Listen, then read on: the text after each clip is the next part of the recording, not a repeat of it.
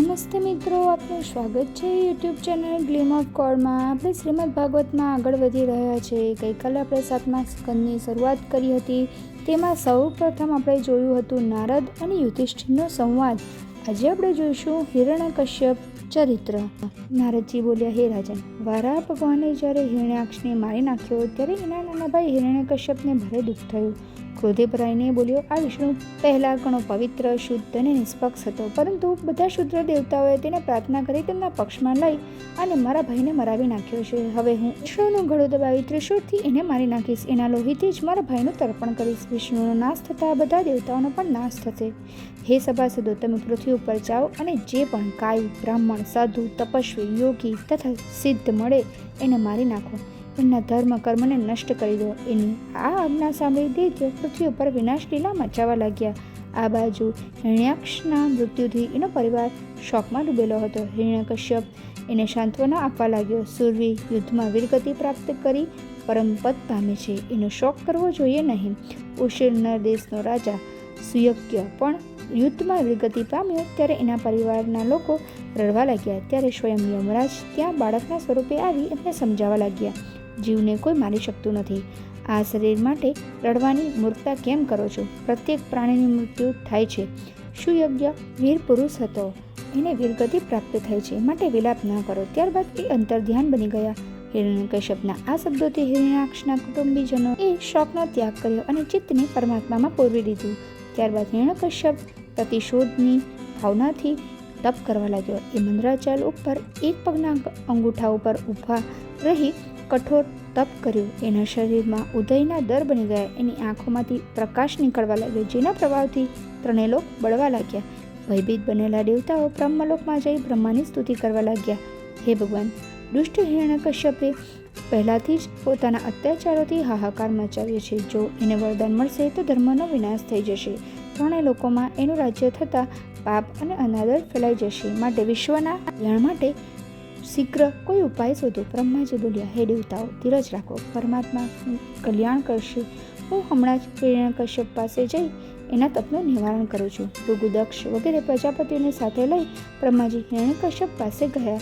એનું શરીર ઘાસ, વેલા, ઉદય, કીડી જેવા જીવજંતુઓથી ઢંકાઈ ગયેલું હતું.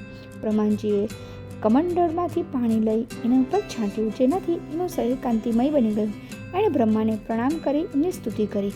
બ્રહ્માએ વરદાન માંગવાનું કહ્યું. ત્યારે હિરણ્યકશ્યપ બોલ્યો, હે ભગવાન, તમારા સર્જેલા કોઈ પ્રાણીથી હું માર્યો ન જાઉં. હું પશુ અથવા મનુષ્યના હાથે, ધરતી અથવા આકાશમાં, દિવસે અથવા રાત્રિમાં, અંદર અથવા બહાર, અથવા શસ્ત્ર દ્વારા કે દેવતાઓ દ્વારા માર્યો ન જાઉં. અને તપસ્વીઓને જે ઐશ્વર્યમય પદ મળે છે તેનું અવિનાશી પદ મને આપો, તથા ત્રણેય લોકમાં તમારા જેવો મારો મહિમા ગવાય તેવું વરદાન આપો. એની તપસ્યાથી પ્રસન્ન થયેલા બ્રહ્માજી વરદાન આપી અંતર્ધ્યાન બની ગયા. બ્રહ્માજી પાસેથી વરદાન પ્રાપ્ત કરી હિરણ્યકશ્યપ પોતાની માતા પાસે ગયો. એણે પોતાની માતાને વરદાન વિષય જણાવ્યું, જેને સાંભળી માતાને અત્યંત પ્રસન્નતા થઈ. ત્યારબાદ એ ભગવાન વિષ્ણુને પોતાના ભાઈનો હત્યારો માની એમનાથી શત્રુતા રાખવા લાગ્યો. એણે પોતાને મળેલા અદ્ભુત વરદાનના પ્રતાપે ત્રણેય લોકો જીતી લીધા. હવે ગંધર્વ, કરુડ, યજ્ઞ વગેરે બધા એના આધીન થઈ ગયા. એણે સ્વર્ગ ઉપર પણ અધિકાર કરી લીધો. ગાય, બ્રાહ્મણ વગેરેને રંજાડવા લાગ્યો. તેના ત્રાસથી દુઃખી બની ઋષિઓ અને દેવતાઓએ ભોજન ત્યાગી દીધું.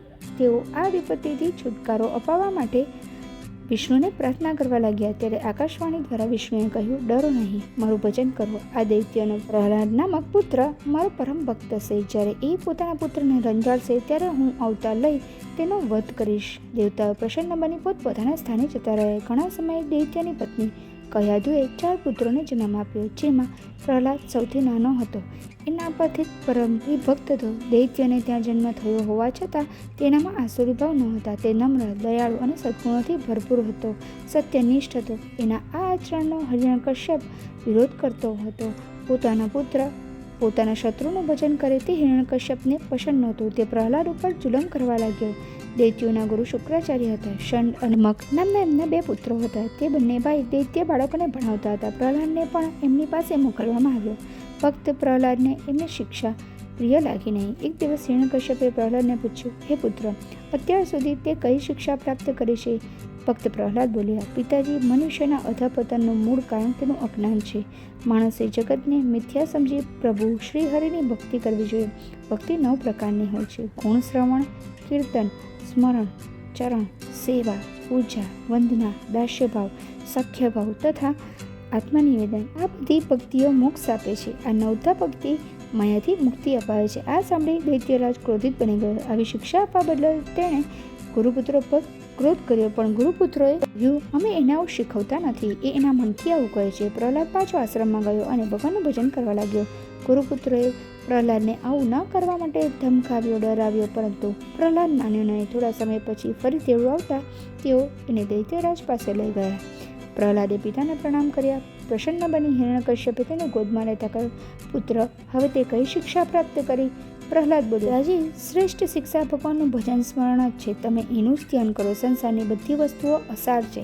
ભગવાનની ભક્તિ જ બધાનો સાર છે. આ સાંભળતા જ ક્રોધિત બની દૈત્ય પ્રહલાદને ગોદમાંથી નીચે ઉતારી દીધો અને પોતાના દૈત્ય સેવકોને બોલાવી આજ્ઞા આપી કે જ્યાં પોતાનું અંગ સડવા લાગે ત્યાં એને કાપીને ફેંકી દેવું જ હિતાવહ છે. મારા ભાઈના હત્યારા, મારા શત્રુની પ્રશંસા કરનાર આ પ્રહલાદ ભલે મારો પુત્ર હોય છતાં તેને મારી નાખો.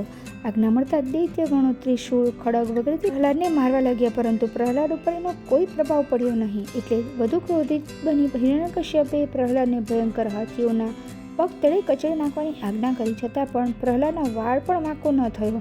ત્યારબાદ પ્રહલાદને પર્વતની ટોચ ઉપરથી નીચે ફેંકવામાં આવ્યો, પરંતુ ભગવાનની કૃપાથી એનો વાળ વાંકો થયો નહીં.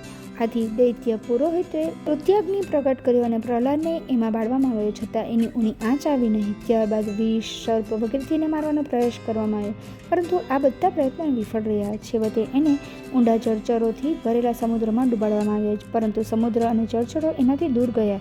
કોઈ પણ પ્રકારે પ્રહલાદનું મૃત્યુ ન થતાં હિરણ્યકશ્યપને અત્યંત ચિંતા થઈ. એ વિચારવા લાગ્યો કે પ્રહલાદ મોટો થતાં એના અત્યાચારોનો બદલો અવશ્ય લેશે. શું એના હાથે જ મારું મૃત્યુ લખેલું છે?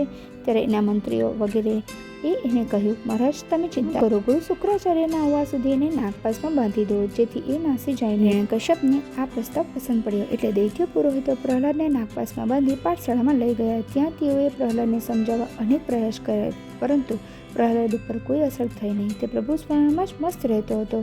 પ્રહલાદ ત્યાં આપણા અન્ય દૈત્ય બાળકોને ઉપદેશ આપવા લાગ્યો.